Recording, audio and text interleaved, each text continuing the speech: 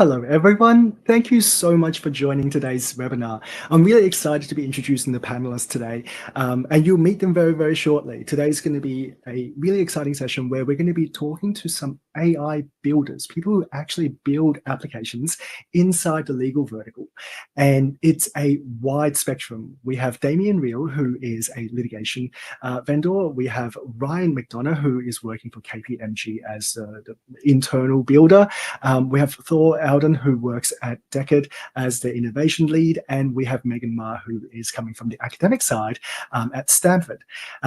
So one thing I want to start by letting everyone know is the views that we're expressing today are our own personal views. They do not represent our organizations, unless we say so, in which case, in my case, I do absolutely. Whatever I say goes like triple for Cynthia. And so it's going to be a lot of fun. We would love you to ask questions. I am watching the questions and comments really carefully, both from YouTube and from LinkedIn. Now, I don't know how many people are watching, but I do know this is recorded. So feel free to email any of us afterwards. I'll now bring everybody to the stage and unmute everybody so they can give a quick introduction of themselves. And then we're going to get started to talk about all the things that AI builders are concerned about inside the legal vertical. So let's start with Ryan. Ryan, do you want to give us a quick intro of yourself? Yeah, sure. Hi, so I'm Ryan McDonough. So I work in KPMG Law in their Global Legal Solutions team, where we try to build out the solutions which will impact as many of our member firms as possible, and build out things that will really benefit our clients as much as we can. Fantastic. Thank you, Ryan. Damien, why don't we throw over to you? Great. Damien Real. I work for VLEX, and I also volunteer for Sally. What I do at VLEX in the morning is I build things that I work with my product team, and then in the afternoon I talk about the stuff that I've built with customers. And then as the customers say, "Oh, you should also build X, Y, and Z," then the next morning I build X, Y, and Z, and it's a virtual circle. So that's on my VLEX side.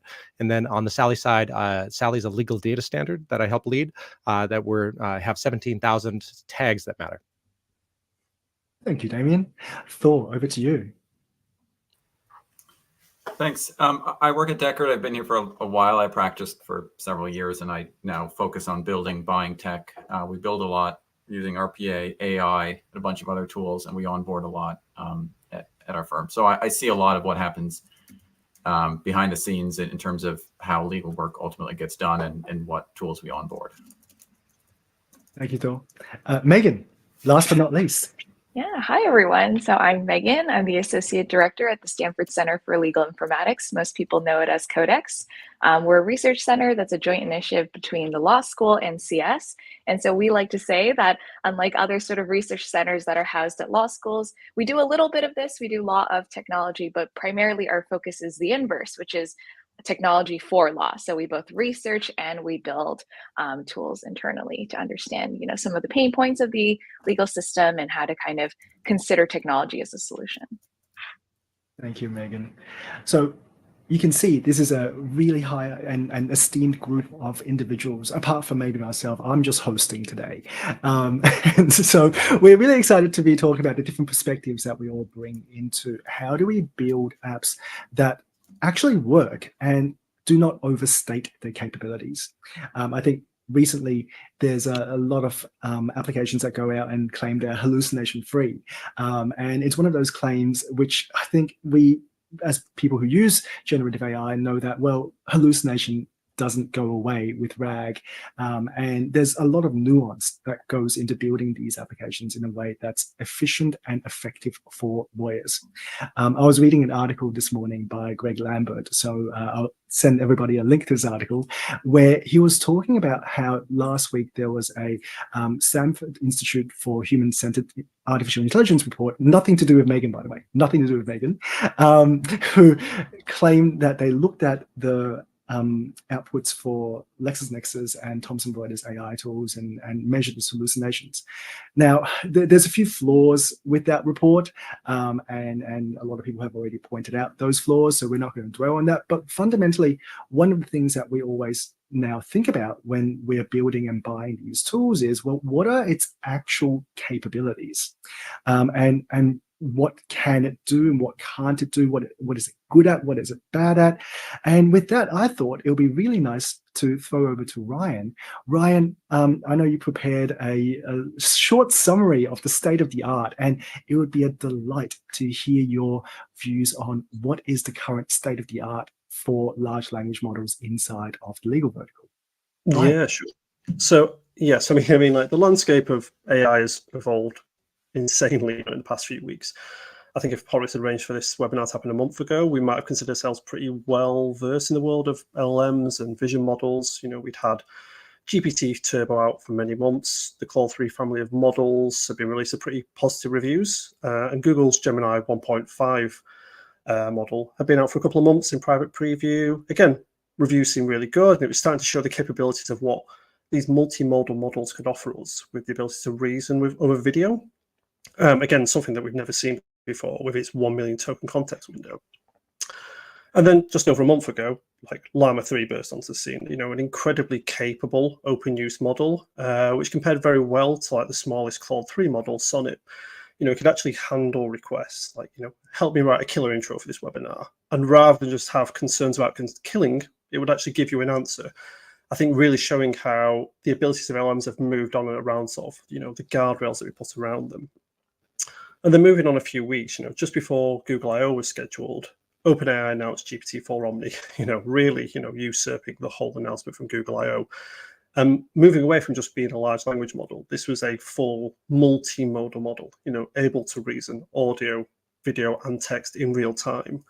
You know, and I think we're all astounded. I mean, if not a little creeped out at points here. So a couple of interesting things came out of all of this. You know, they launched a macOS app.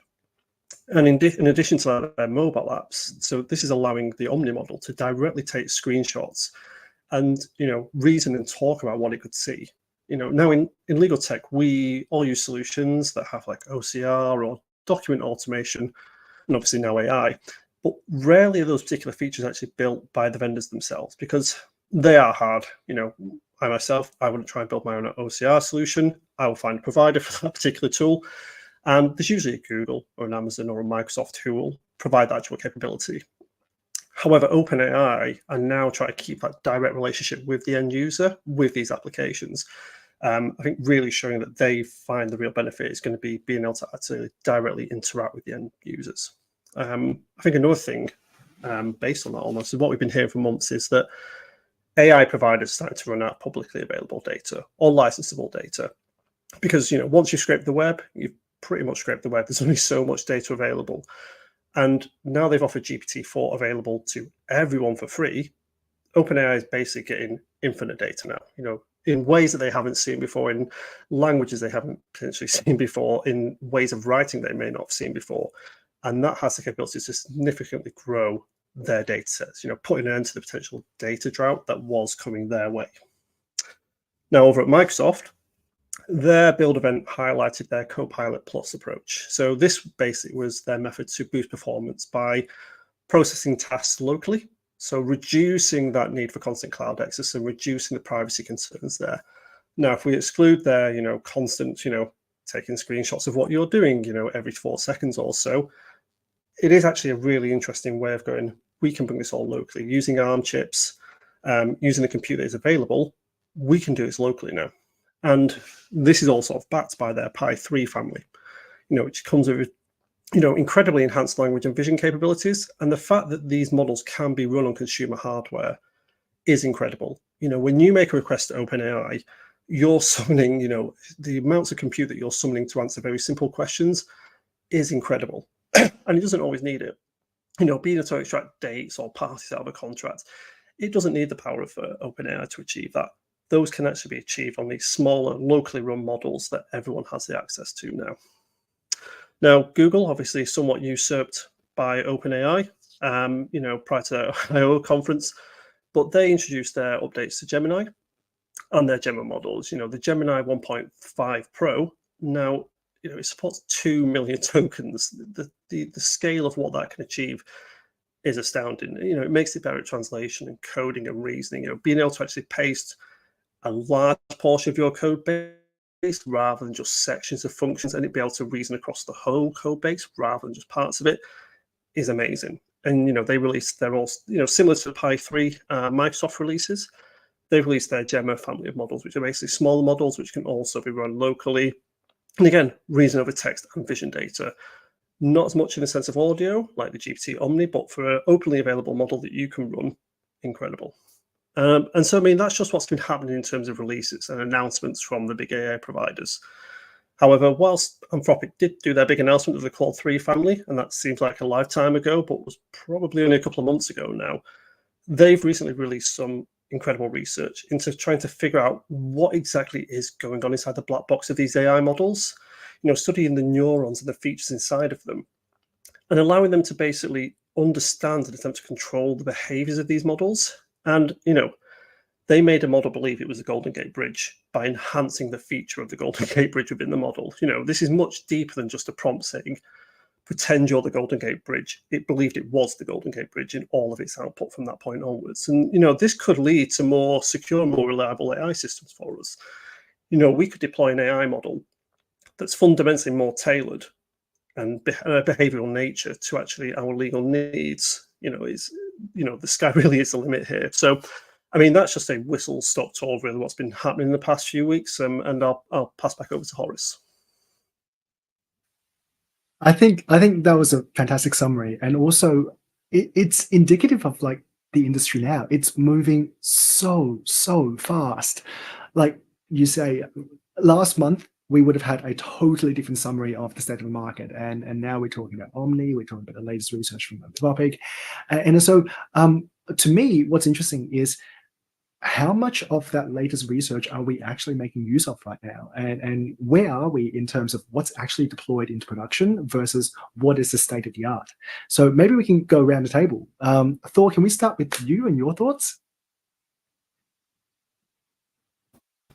Sure, happy to jump in here. So what's the state of the art? We not all firms do what we do, but we're trying to be cutting edge. And so one of the things we've done is we've deployed our own models in-house. We plug into ChatGPT, and when we have those tools, we bring them in a secure way. And so now, that's the new baseline, right? So now if someone comes to us and says we have a wrap around ChatGPT, I say, "Oh, big deal. We've got one too. Why is yours better than ours?" And so that first question I always give people is, why should I hire you versus something that we have internally? Maybe 2 years ago I would have considered it, but now it's sort of a new level set. And so you always have to be better than what we have, or maybe even cheaper. Sometimes that works. But quite honestly, when you plug into the models directly, you usually have the cheapest source possible. And so it's always, what can you do that gets me even more than that? And we are getting a lot of usage on our internal tools. So we want to go higher, but you have to beat ours first. That's always the first litmus test. So we're jumping ahead here, but how would someone beat a direct connection into OpenAI? How do you beat it? Okay, so it depends on what you're trying to do. So option number one, if you're cheaper than OpenAI, maybe you can do it, right? The odds are you're not going to be, because costs just keep coming down. So I think that one's sort of out the window, given that legal work is really high value. The cost of the tokens is ultimately tiny compared to what we're doing, unless you have huge data sets. So that's sort of thing number one. Some of the ways where we're actually seeing some vendors beat what I can do, and I love it when they can beat us, because that's a really good sign, right? So great example is a tool called Office and Dragons. They've been around for many years. What they do is they automate documents, and they allow you to spin out documents. Now you can do that without AI. And what they built is a tool that's intuitive for users, and it really works. But where it gets really exciting is when they put AI on top of it. You can take instructions that say, generate these documents, or do whatever your sort of free text form thing is. And that's a free text description. I could do that with my tools today, but I wouldn't know whether the accuracy was there. And what they have is they have that validation step that I could never get with my own tools, except maybe hiring a team of 10 people and having them build for a long time, right? So that for me is a worthwhile investment to make into getting something, because it's a tool that exists, that has existed. You're putting AI on top of it to make it better, and they give you that validation step. So if you can find that validation step, you have a much better chance of really being successful at a law firm. and getting a tool ingrained, because that's something that firms probably cannot build on their own. Damien, what are your thoughts on that? Because I know we previously spoke about data versus application, and Thor's just said, hey, application, having a framework is going to be enough. Yeah. So yes. So I think that data is oil. We've known that for decades. And if you saw my conversation with Horace before, you have to refine that oil. You have to make that oil into a product. Is it going to be plastic, or is it? And if so, is it going to be a water bottle, or is it going to be a toy? So the product matters, and then you have to get it to market. So to continue that analogy, if you're a wrapper to GPT, all you're doing is refining oil. And a product can be able to refine the oil, and Thor at Deckert can be able to refine the oil, right? So if you're just refining, there's no moat there. But then there is a moat as to product. Is it going to be a water bottle, or is it going to be a toy? And specifically, if I'm able to solve a pain point for a lawyer that maybe is that Deckert hadn't thought of yet, and now it's just out of the box, maybe that's thing number one. And thing number two, maybe I could be able to solve the pain points that Deckert doesn't have the data for. And that goes back to the oil itself. So, for example, a lot of the wrappers on GPT-4 don't have the case that was just released yesterday, and they don't have the regulation that is for the EU and all the jurisdictions. That is not a business that Deckert wants to be in, to collect all the cases and to collect all the regulations. So on the build versus buy analysis, of course, you're going to want to buy the regulations. You're going to want to buy the cases and not have to recreate that pipeline. So really, as we think about data is oil, the data itself matters. That is the cases and the regulations, and then the products that you're building. If let's pretend the data goes to zero. That is, what if the data price of the cases and regulations, what if all the countries realize, oh, maybe we should make that zero cost to get yesterday's regulation and yesterday's cases? Then the game is going to be all in product. That is, am I providing Deckert and all the other law firms something that is valuable to the lawyers? That is the plastic or the toy.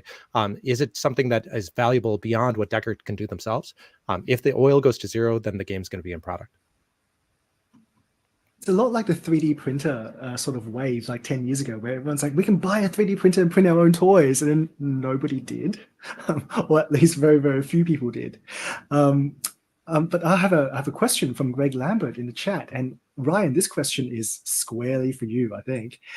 So Greg asks, is there a trap that law firms might fall into in the build versus buy mentality? It might be really easy to build something because chatting to an LLM is so easy, but can firms maintain the product for months and years to come? And do you want to? So I know you build stuff. So Ryan, what's your kind of thought on this one? Yeah, so it's an interesting one, and I think you can maybe turn around and go, can the vendors maintain and continue these products? I think we've all seen some legal tech over the years where we've gone, oh, it'd be great if we could have this feature, and you contact the vendor and they'll go, yeah, we'll pop it on the pipeline, and we'll never hear about it again. And you think, well, we could just build this ourselves. And yes, it is that case. We always want to build, and we're always going, oh, this is great. And it comes to the bit where you're handing it over to support, and you go, well, you'll need support as well. I'm going, oh, I don't want to, because that's never the fun part of building. The actual support thing is a huge part of it. And you have to figure out how you do that. And again, some of these larger vendors have the support teams available that I think a lot of law firms don't necessarily have the capability to spin out internally. So it is always a big question to decide whether you want to build or buy. I think a lot of it is around how much control do you want over this particular piece of tech that you're wanting to build out. Like if it's something you don't care about, like if it's a CRM, for example, there are many incredible CRMs. How much control do you want over your CRM? Maybe a bit, maybe not too much. Just go buy a CRM. If it is your sort of AI infrastructure of how you want to build here, then build that yourself. Use all the best in breed tooling. Bring in APIs that are really good. Maybe bring in a vendor for a particular API, but you don't have to depend on them. So yes, there is a trap that you can fall into, but it is always that internal balance of how important is this to you, and what is the will within the company to maintain this going forward. Just one thing to add on that, I think even if you build a tool and you kill it 2 years later, that can be a huge win, right? I mean, I think you always have to be ready to take your tools, you try them, and then you pull them back when there is something in the market. And I think that's something we're trying to do every day. And I assume a lot of successful law firms, or the KPMGs of the world, right? You're building things now, but if something better comes out, you have to always be willing to step back and have that fail fast mentality. Because if you fail fast, that's not really a failure. That's ultimately driving for long-term success. Yeah, I think being able to cannibalize your own products in the same way that Apple, does. They go, right, well, we're going to take over the iPod Touch. We've got the iPhone. Everyone's using that. Let's go with that. Like I say, same way internally. If there are better, tools that vendors can put out there, I'm happy to just move over to them because, again, it's just one less thing that I have to look after, and I can refocus my attention on something else. I think that's there's an emotional element to that as well, right? Like we all have the sunk cost fallacy, and so once we've invested in it, we don't necessarily want to let it die. And I speak about this personally. But let's talk about the state of the art and how do we actually keep in touch with the state of the art and how do we keep ourselves informed. And Megan, I know you're in the kind of forefront of academic research on this. How do you advise the watchers of this webinar now to keep informed of what is the state of the art? It's so funny because I think that Damien and I actually talked about this just the other day, but I think for us, we really just go out there and try out these tools for ourselves. I think it's very much a similar mentality as Thor, like in addition to sort of the build versus buy paradigm, really, if we're buying, we want to know what we're buying. And so sometimes it's building because we want to know more about what we're buying. And I think that goes to in the same way in terms of understanding what's at the frontier. But what I'm really excited about actually is something that Ryan was touching upon with Anthropic's latest research around kind of the Golden Gate Bridge and being able sort of that new dimension of interpretability. I always see that this year is almost pushing in to kind of beyond exploration and actually a more refined understanding of the technology itself. And so there has been, for example, in the past, this obsession, and you'll see on the billboards all across, the Bay Area, rags to riches, or like obsession with rag as the big thing. And, we'll come back to this in terms of hallucinations and, tackling hallucinations. But I think there's really a kind of interesting turn to how we're interpreting risk now and what are the tools available and what we want to see as a technological intervention in that space. I always analogize to like the self-driving car or the autonomous vehicle, but for a long time it was an obsession more of like the trolley problem. We're trying to figure out, how are we going to have these cars on the road? But soon it just became a discussion of how do we build the best intelligent alarms so that we signal to the humans to take back the wheel. And I think we're starting to enter into that space right now with these large language models and into generative AI. And so when we see kind of these interesting studies that come out from Anthropic, for example, it's a huge step up. I mean, OpenAI actually released a long time ago a paper around, being able to trace the neurons that get fired out when you're inputting something, but sort of going from just tracing the sets of neurons and being able to identify the path to making sense of that path. That's a monumental leap that I think we're not talking more about. And I think in addition to that, we're starting to get to a point of what I call the comparative advantage of these tools. And so I always say rather than a division of labor, we're now going into a division of machines. We always talk about like we have this extensive tech stack that exists in the legal tech space. Much of it is more in the symbolic AI stage, or it's more early stages of natural language processing. What do we do with that tech stack, right? Now we're kind of reaching a point where we can start understanding, well, these XYZ use cases make more sense with these existing tools. And then these other tools, maybe we can, these other sort of use cases, we can defer back to large language models and, using small models and who actually is the population. All of these questions that we're asking, we're now actually, I think, entering to that era of maturity. We wouldn't be able to ask these questions if we didn't know enough about the technology. So to me, like understanding the state of the art is also kind of very introspective. It's starting to be able to say, let's very carefully carve out what makes sense and how to approach it in the best way possible. I really like that. And to add upon what Megan was talking about, you can imagine the car analogy is a great analogy to be able to say that level 5 is full autonomy, but level 3 is the human has to take the wheel at any given moment. And we really are at that level 3 where the best in the business, the vendors are creating that ability for you to be able to take the wheel very easily, whether that be an alert or being able to see not the black box, but a clear box. To be able to trust but verify. That is, lawyers are skeptical by nature. Show me the money, right? In God we trust, but everybody else bring data, right? So it's for those that allow that trust but verify, that to be able to see within the black box to see what is the underlying source of this. Is it hallucinating or is it not? I think that's the people that are building that trust but verify in an easy way are probably going to win out in the short term. But then, of course, thinking about where the puck is going, you can imagine a large language model. Large language model number one gives you the answer. And then large language model number two does the trust but verify step to be able to say, here's the source document, and then here's the LLM1's output, and do these align? And if not, then go do the step.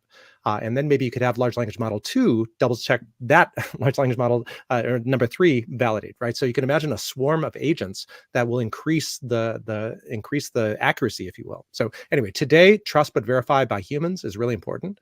But you can imagine as the large language models get faster and the user experience has 3 or 4 large language models validating large language model number 1, then that need for trust but verify maybe decreases. So I think that's a really good point. Like there's a difference between the promised future where these agent swarms can do all those amazing things versus what's available today. And I think, Damien, one of the important things that we have to talk about is like we haven't even solved hallucination. In fact, it's part of a large language model. Like the whole point of them, and I said this in a meeting once upon a time, is every single word that comes out is a hallucination. It just happens to be right sometimes. And so, like, in your experience, what have you seen as common misconceptions that customers have, customers of these products have, when they're making buying decisions and when they're looking at these tools? Yeah, I think that hallucinations, you're right, are often a feature, not a bug. That is, one word is hallucination. Another synonym of that is creativity. And we as lawyers do many deterministic things where there is a definite answer to this question. But we do a lot of ideation where we are able to say, in the realm of possibilities, here are 10 ways we can solve this legal risk. That is to mitigate the litigation risk or to mitigate the contractual risk. And that mitigating of the risk is, in some senses, creative. That is, you want to be able to think through maybe outside of the box and be able to say, of the statutes, regulations, and case law out there, what are creative ways to be able to mitigate this risk? And so really hallucination, sometimes if you're looking for a deterministic answer, is something to be squashed because we just want the answer. But hallucinations in the ideation side is actually something to be encouraged, that we want to be able to encourage what is a potential for litigation, what is the potential legal strategy that I'll want to do? What is the application of, there's an example, a friend of mine worked for an insurance company, and she said, what do you think of effective computing in the context of my insurance company? And effective computing is a thing that I would wager that no large language model has ever said. How is effective computing? How does that relate to the law? But you could be able to use that for ideation. And the large language model came out and said, have you thought about privacy law? Have you thought about if you get hacked, if the hackers get effective computing? And by the way, that's to be able to see the emotional state of your callers. That is, if somebody calls into a call center, effective computing will say, are they angry? Are they sad? Are they all these emotional states?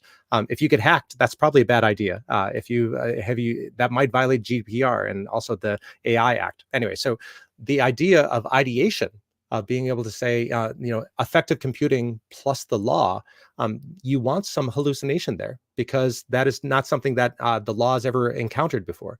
But the fact that it is hallucinatory gives you good answers to that question.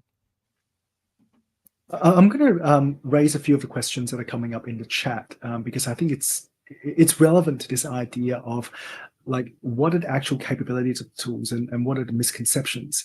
And so one of the LinkedIn users has asked, do you think law firms, the legal industry, will be fundamentally disrupted? There's a lot of media coverage about AI is going to replace lawyers. And we see law firms upskilling their teams to explore AI.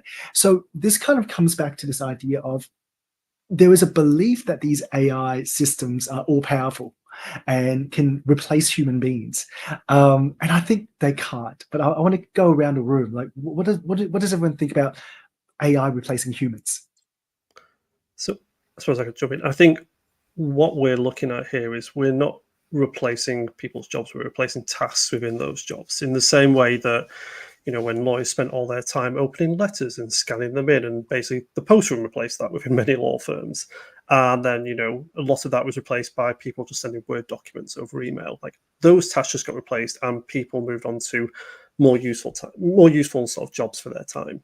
And I think that's really what we're going to see here. If we're going to be able to see the ability to summarize documents incredibly quickly, incredibly cheaply, then why would you spend your time doing that when you can spend your time on something that's more fruitful for the company and more fruitful ultimately for the client? But the client doesn't want to pay you to do a job that it knows can be done by AI incredibly cheaply.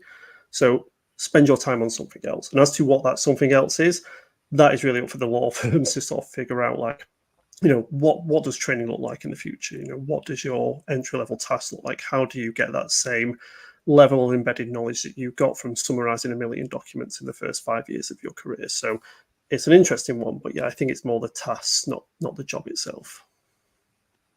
Yeah, I think that's, Paul, please go ahead.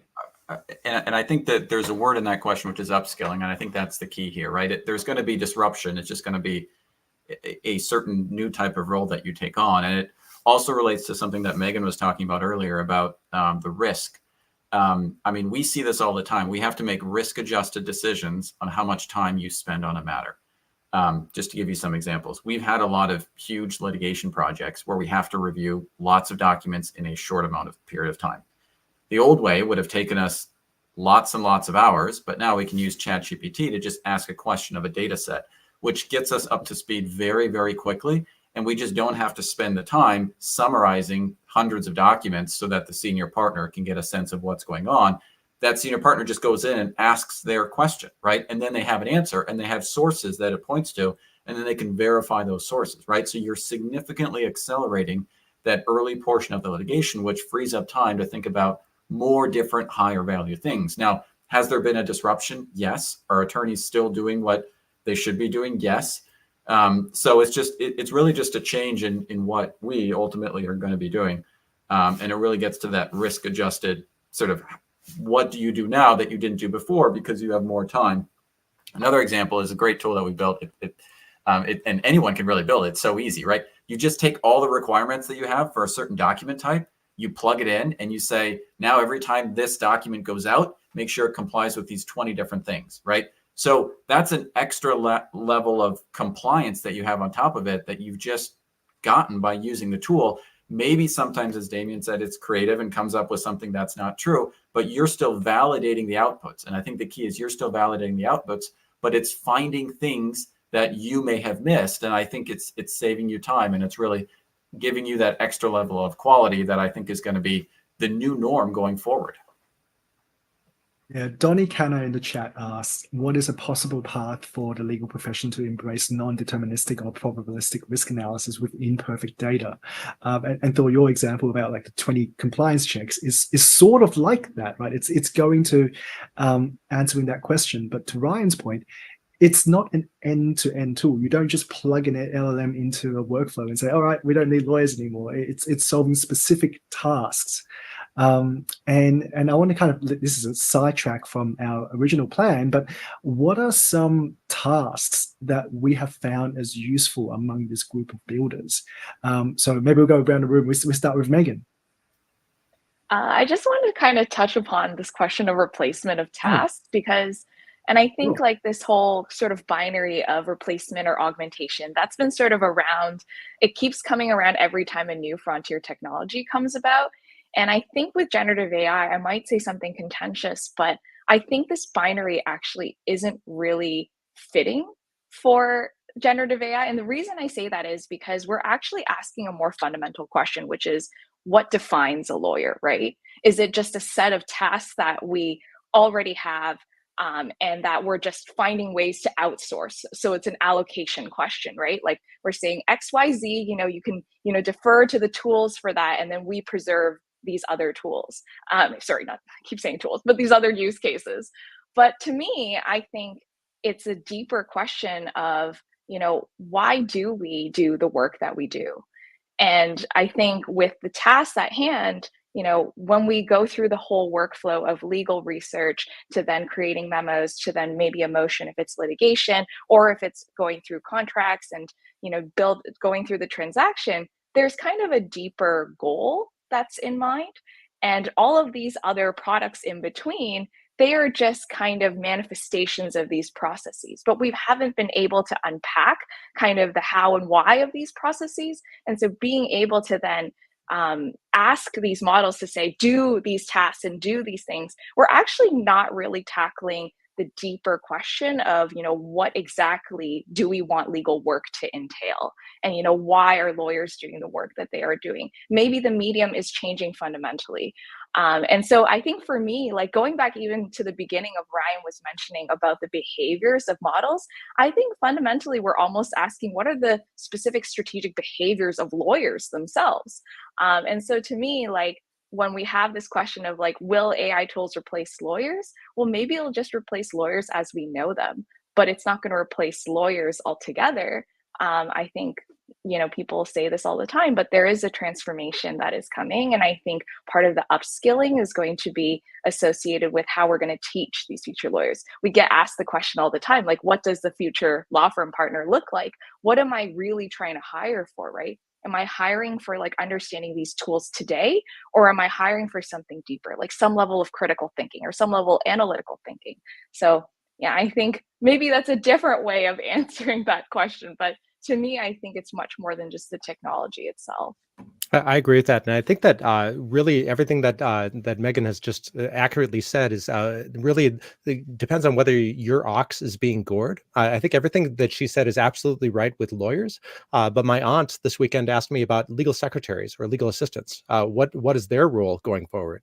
And I said, maybe kind of dire, right? That is, if back I started practicing law in 1999, where you needed to dictate your memos because then the secretary would dictate them. But of course, as voice recognition got better, and as my typing speed is actually 140 words per minute, my assistant's typing speed was half of that. It's more efficient for me just to do it myself. And we've really shrunk the number of legal assistant ranks. And of course, if you are using a large language model, maybe the ranks of legal assistants and paralegals maybe will shrink a little bit. So I would say that yes, lawyers, I think we need to upskill our lawyers, because now the lawyers can do much more all by themselves. And then we also, if I as a law firm hire less secretaries, assistants, and fewer paralegals, then that reduces my cost, which maybe can increase my profit margins. So all that's to say is, yes, we replace tasks, not people. But of course, if most of people's jobs are those tasks, like paralegals and assistants, maybe those jobs maybe go away. Or that's one future. The other future is that Jevons paradox means that the unit cost of the things is so low that now those secretaries and paralegals are able to do all sorts of legal work overseen, and we can actually make more money with those paralegals and secretaries. Which path we go down, who knows? But those are both two possible paths. I'm going to move us on to the next topic, which because we're running very, very low on time already, and we knew it was going to happen. so Thor, one of the things all of this conversation kind of leads to is, well, how do you decide what you want as a purchaser, right? The maker of these tools are out there creating stuff to replace tasks or implement to supplement tasks or to upskill, all of these different interpretations of what the tools do. But as a buyer and consumer of these tools, what are you looking for? I'm looking for data.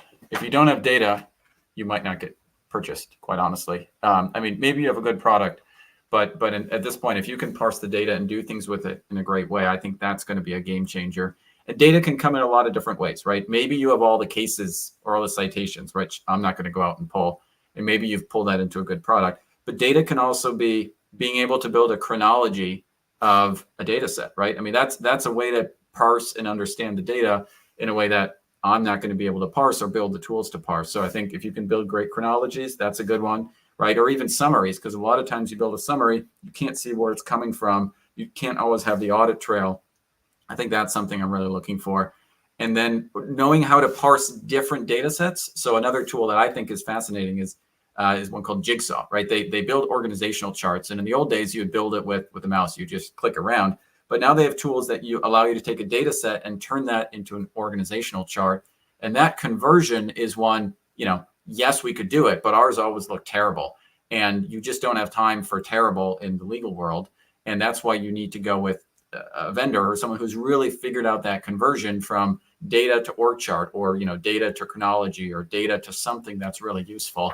But you really want to look at the data, because when it comes to a product can be good, but I think we're still in the phase where data is going to be the thing driving ultimately what you can add value to a workflow with at this point.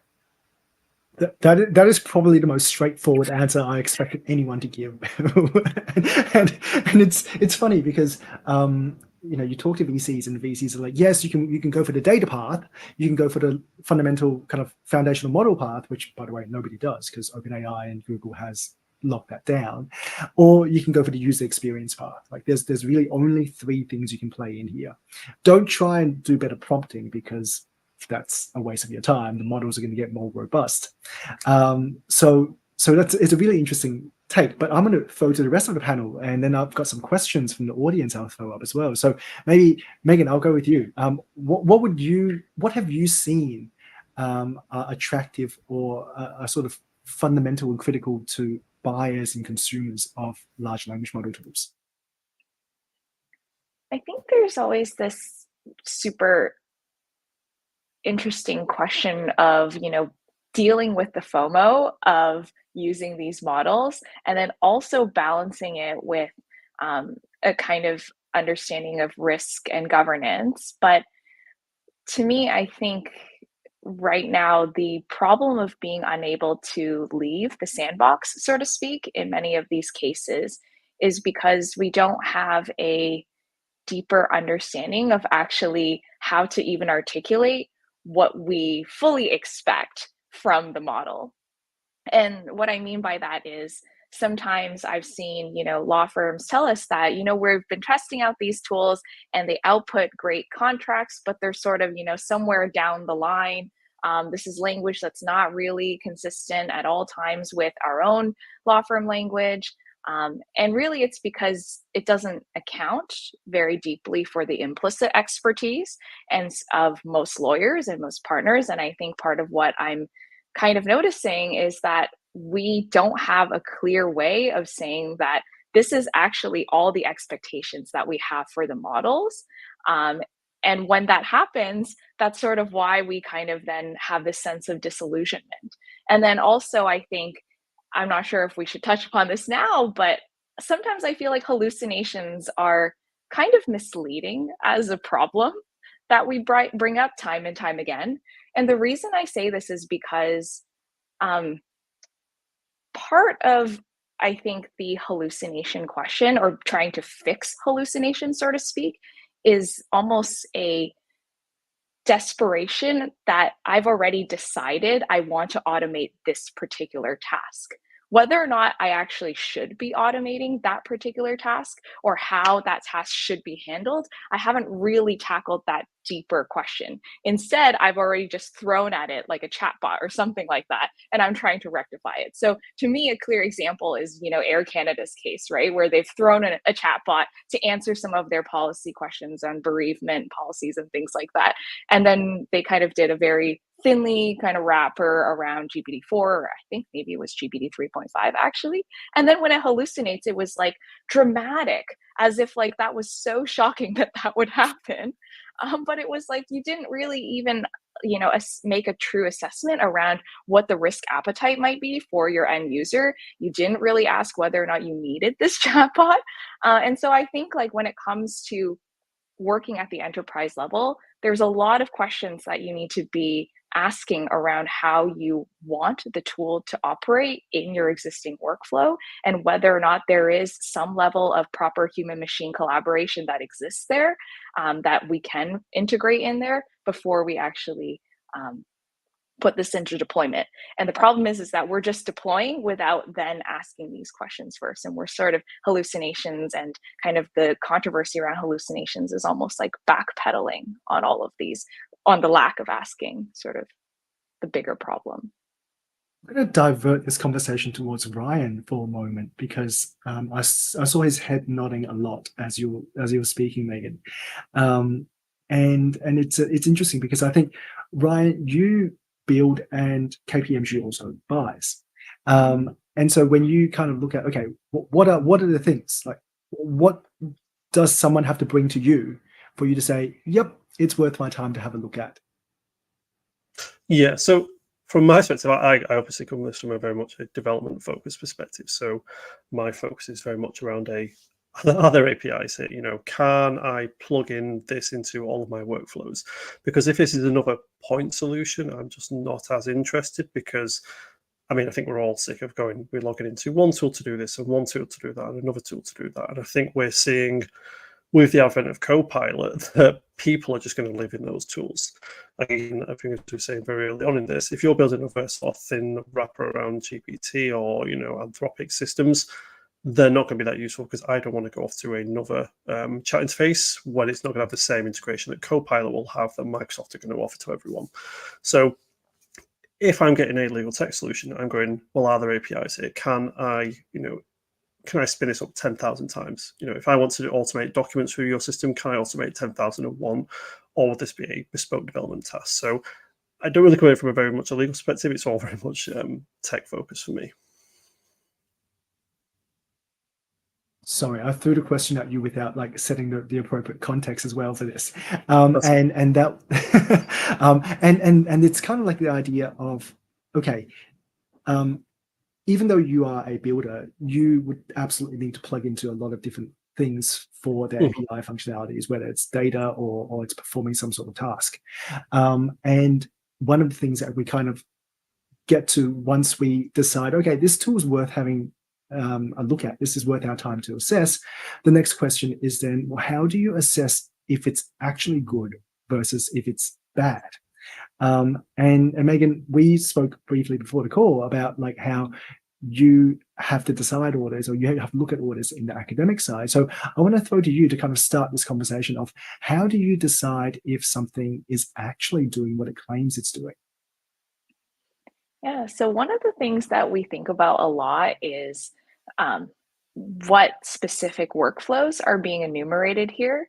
I think tools that like to make grandiose statements that they're tackling it all is something that I would watch out for, because what it means is that they're not distinguishing the nuance within the legal market. I think those from the outside know, those from the outside actually see sort of legal as one big sort of box, but actually there's so much stratification, there's so much segmentation, and there's so much even difference between one lawyer to the next and one partner to the next, that these tools need to be sufficiently agile. And so the way that these tools are built, or the way that vendors kind of are able to build these tools, it should account for all of these specific nuances. The other thing that I usually am shocked by is when you're not able to clearly articulate who is your competitor in your specific market. If you're sort of viewing everyone as a competitor, then clearly you actually are boiling the ocean in a way that your tool is probably quite shallow, or it's not actually doing much. And if you can't actually enumerate where as well in the workflow that you intend to plug in, or how you might work alongside other vendors, or how you kind of deal with the question of incumbents, if you're trying to kind of climb the difficult hills of all of these existing big players, why is that the case? And what really kind of is your motivation behind that? I think all of these things are one ways in which we sort of take apart and try to understand, how these tools are setting themselves apart. There's a really good question in the chat, and I'm just scrolling up to it. It did not have the name of the person who asked it, but it says, does the panel have any guidance for how may law firms be able to explain how AI arrived at the outcome? We're beginning to see this being asked by various clients and OCGs, and I have a view, but I see Damien smiling and nodding. So Damien, I'll throw to you first. I want to hear your view. Daza Greenwood, who's we're all friends with Daza. He introduced me to the duck test. I don't know if people know what the duck test is, but duck coding is, if we don't know what goes on in the black box, we know the inputs and we know the outputs, but we don't know what's going on in the black box. The duck test says, does it look like a duck? Does it quack like reasoning? If so, whether it's actually reasoning in this box doesn't matter, because really, if the output is indistinguishable from reasoning, then it's maybe doesn't matter if it's reasoning or not. So in the same way, the explainability of that black box, if anyone on this panel gives me a legal analysis, I have no idea what's going on inside your brain. Like, I cannot explain how you came to that. All I know is the outputs. That is what the words that come out of your mouth and the text that you write on paper. So if those words that come out of your mouth and the text look like a duck, quack like reasoning, maybe whether you're actually reasoning in your head, I will never know, but all I know is the outputs. So in the same way, maybe with the large language models, if they're actually reasoning or if they're just replicating reasoning by predicting the next word, if the output is indistinguishable from what a lawyer does, and of course, indistinguishable, you have to still validate that it's actually the law and backed up by ground truth. But if that's true, what's happening inside the black box maybe matters a lot less. Yeah, I have a similar view, except I layer on the technique of like the chain of thoughts technique, where you say to the model, you tell me the steps you've taken to get to this conclusion. And it's a little bit harder for legal research and sort of like very grounded legal work, because oftentimes you can't really make the right references all the way through, or it makes a plan and then it goes and finds the evidence to substantiate its plan rather than, constantly revising. But that's kind of one way to say, hey, language model, please step by step tell me what your thinking is. But ultimately, even when it's doing step by step, it's not thinking, at least not in the way that humans go through rational thinking. So yeah, I don't know how we can answer the questions if the clients are coming to us and say, explain how the AI arrived at this outcome. It did. And I mean, to be honest, I think in the legal space, there is a little bit of this alchemy that, like, your clients will give you a bunch of inputs, and sort of in the analog way, the lawyers are like, here's this magic that we've created, and this is the legal work. And so there is in part some of this in the analog form. I read this kind of funny, quirky story on Twitter today, where in about 10 years ago, there was this absolute math wizard who would go on these like math forums and just answer extremely difficult math questions without like showing any of the work or any of the kind of process to get there. And some people were just incredibly angry. Like, they will say things like, what is this? Like, why would they do that? And then there would be people who are actually trying to break apart and, reason through and realize that these are the right answers. And what was fascinating is that, I think regardless of the profession, regardless of the domain, we are obsessed with trying to explain our work, and we want explanation more than we actually care about the answer sometimes. And what's interesting, to Damien's point, is that sometimes actually there's room for the alternate, where we're okay with the output if it looks like something that already exists. But when it's these hard questions, we want someone to show the work. And so it's really interesting, kind of like now, what do we actually expect of explanation? What do we expect of interpretability? All these things are being reevaluated, to be honest. Yeah. I'm just going to add, a lot of the things that we build, our tools are audit trails that purposefully make people jump through hoops. We're not going to give it to you too easily, so that you have to check the source as part of building that phase where you get used to understanding why it came up with what it did, even though you don't know exactly what it did, so that at some point, maybe you step back a little bit once your confidence levels are a bit higher. But you can purposefully build that into a tool and sort of mandate that interim step, which ultimately gets that confidence and learning to a better state. I would also add that the trust but verify is important. How do we do this for humans? We put footnotes and we put sources. That here's a proposition and here's the source that supports that proposition. So if the large language model tools do the same thing, proposition and support for that proposition, maybe we don't need any other alchemy other than show your work. Yeah, exactly. I mean, when we look at the back at the Anthropic research, where they're trying to get to that thing of going, well, how did it get to this, and almost following the process. But again, what is the benefit of that? Again, like, we don't ask the same of human lawyers to go, well, can you just tell me exactly how you did this? Unless it's wrong, people don't care. In the same way that we ask children to show their work is for maths problems, only just so we know that we're teaching them correctly. We're not wanting to go, no, this is right or this is wrong. Go, are you following the right procedure here? And like Damien said, if we have footnotes, this is what we expect from humans. And, if we can show sourcing for this and we get to the right answer, is that enough? Because what else are we getting out of this other than, obscenely complex computer science knowledge about neural networks, which no one actually is that interested in. We could spend all day talking about this one topic, and Damien, I have a thought about footnoting, but I'll leave that for a side discussion. Megan's already heard my thoughts about footnoting. So there is a question in the chat coming from Jared. With the pace of development, this is like squarely at all of us who build AI tools. With the pace of development, it feels like making a strategic investment is something that's you're going to have to do. But then how do you know you're not going to wake up 3 months later and go, oh, all of that's obsolete? Like, is there any way to prevent that? Is there any way to kind of safeguard for the future, or is that just the landscape now? I think part of that's gonna, or can I jump in? Yeah, Please. I think part of that's going to be the new normal. I mean, it's always been like that. It's just accelerating at a greater pace. One of the things I always like to do is we have this separate entity called Legal Duel, where we literally battle the bots against each other. So if you have your AI, you have your custom enhanced AI, you have your data set, it's, I say, look, if you want us to hire you, we have to find a way to make sure that you're actually good at what you do. So we actually battle it out and we see which one actually does better. And that's a way for us to get some of those insights into sort of what's better or what's not. But ultimately, long term, you're going to always have to evaluate and assess the tools. Otherwise, you don't know who's the best out there and are you providing the best value for the best cost. Yeah, I would think. Oh, go ahead. I was going to say, I think we're seeing, the incredible pace. I was thinking about how are we going to handle 10,000 documents at once? The amount of tokens that will consume, how long it would take to do that. And then OpenAI go, well, we've got a batch API now. Easy. Send 250 million tokens, we'll do that in a day. I'm like, oh, well, okay, fine. That was, potentially months of work I would have had to do, and that's just gone.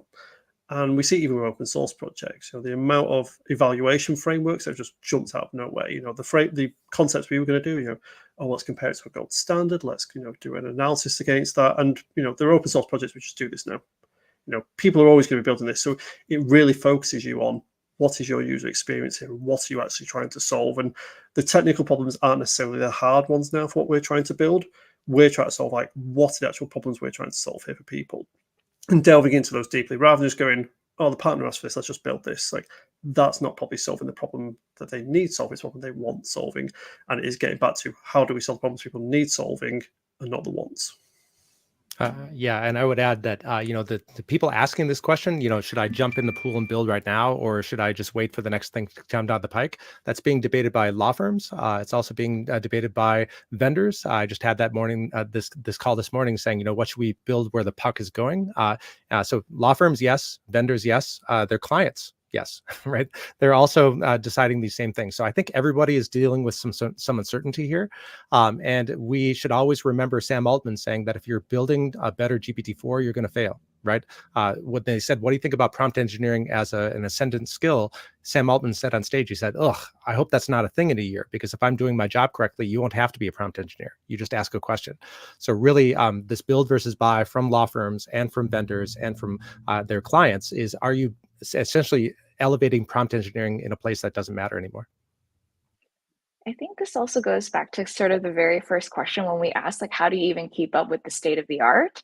And I think to me, part of, jumping in and building is keeping up with the state of the art in a way. And so if we're always thinking about building from a timeline that it's going to be used for 10 years or 15 years, that's just not the framework we can stay in anymore. We have to be building just to understand the technology in itself and know what are the right use cases. And then we kind of feel like we can keep up with this technology. Just barely, though. The number of times in the last 18 months someone has asked us, hey, can you build your tool into a chat to your document tool? And our answer was, not really, because Microsoft's just going to do that. And now Copilot's everywhere. And every single tool is that's chat to your document tool. So yeah, skating to where the puck is a really good way of kind of thinking about okay, are you skating here or there? Which stage are you skating to? But ultimately, at least for me, the question is always, what do your users want you to solve? And if you're solving that, it doesn't matter if you're using a large language model, if you're using a Mechanical Turk sitting in a box, you're solving a problem. There's a couple more interesting questions, and I know we're almost on time, so I'm just going to throw them up on screen very, very quickly to see if we can answer them. Donnie asked a very, very long question, so I'm going to try and summarize it.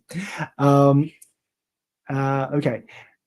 Reorganization, human retraining. How do we know if a tool has a solid foundation, 2-year horizon, budgeting, contract, constraint, etc., etc.? So 2 questions there. Upskilling. Let's focus on upskilling. How do we upskill people?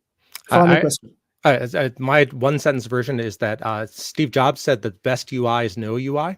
So to that point, if you upload a document into my tool, you don't need to prompt at all. I just give you the answer. So what kind of upskilling is necessary to uploading a document and getting the answer? Not much. So I don't know what kind of upskilling we could do other than find the right tool. I think this was a question kind of earlier about what we should be training our junior lawyers. I think a lot of what we're interested in, at least from our center, is how do you actually capture the sort of knowledge of rainmakers and be able to kind of mass mentor these young lawyers to kind of preview in advance what that looks like, right? And so people mention, client relationships. It takes right now like 3 years to 5 years, maybe, if we're sometimes like less generous, for a first-year associate to really understand kind of the industry and the specifics and nuances. And so we can kind of build that in the reverse, almost using large language models to allow these tools to kind of play into hallucination, dial into the creativity, and preview sort of these factual scenarios, and allow these lawyers to kind of work through things that are more behavioral. So what is the right strategy here, or how do you kind of play out multiple strategies, or how do you kind of game through other scenarios? So I think that's kind of I also think the good news for associates is you're going to have to learn much faster than you did in the past. Sorry. And that's probably good for you too, but it's not going to be easy. The old days of you can bill hours while you're maybe redlining things or comparing documents or doing all of the tasks that people have been doing for the last 20, 30 years. I think a lot of that will go away, but that's just going to mean you're going to have to learn faster and you're going to have to be an expert sooner. So maybe instead of 3 to 5 years, it's 2 to 4 years or 1 to 3 years. Maybe that gets compressed. And I think everybody agrees that the tasks that people have been doing maybe teach you how to be a good lawyer, but you only have to do them once or twice, and people have been doing them 100 times. And so skipping those 98 and moving to something that's more high value, or even broadening your horizon of your skill set. Maybe you become an expert in different areas because now you have the time. You're not just reviewing documents endlessly. I think that's going to be really, really good for associates from a learning standpoint. It's not going to be easy, but it's going to be ultimately good. And Ryan, your final thoughts. Yeah, and I mean, probably just, I think everyone's put it very eloquently there. And I think around the whole point of the second part of the question around, how do you, know that they're going to be able to survive the next couple of years? It's a gamble. There's so many startups coming through. It is like they may disappear. And I think it is going to be more of a case of you try and segment as much of what you build into silos. You're not fully dependent on one vendor for like your whole stack in the way that I think we have been before. We really try and, isolate those particular bits, and we go, okay, well, if that disappears tomorrow, we've got a replacement for it, in the way that we should be doing with a lot of our other technology, but we just haven't been approaching it that way yet. But I think the rise of all the AI startups will probably push people to focus on that more. Yeah, training is a huge question, and I know that's the hour. In fact, that's the hour and 3 extra minutes. There's so much content to cover here. And so first of all, thank you for all the panelists for joining us. You guys are incredible. Thank you for taking the time out of your day to answer all these questions and have this chat. And also thank you for everyone who's watching and who will be watching in the future. We really enjoy having you, and hopefully this was a useful conversation to you. We may organize more of these in the future. Let's see if the world keeps moving as fast as it does. And we're going to have a lot more fun with these. So thank you everybody for watching. If there's follow-up questions, I am going to speak on behalf of everybody and say I'm sure all of us are going to welcome them. Please message us on LinkedIn, on email.